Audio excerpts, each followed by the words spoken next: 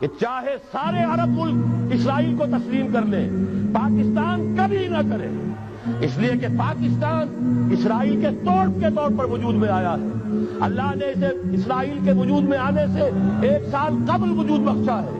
ہم کبھی تسلیم نہیں کریں گے۔ اصل میں تو جنگ ہمیں کرنی ہے، مقابلہ ہمیں کرنا ہے۔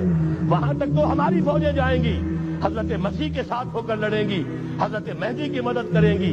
یہ سارا کا سارا رول تو اللہ نے ہمارے لیے رکھا ہے۔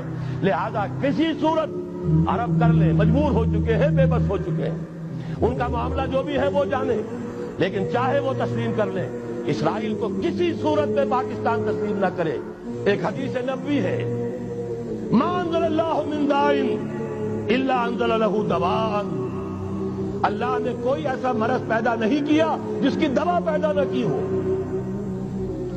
اسرائیل 1948 میں قائم ہو رہا ہے، پاکستان 1947 میں وجود میں آیا۔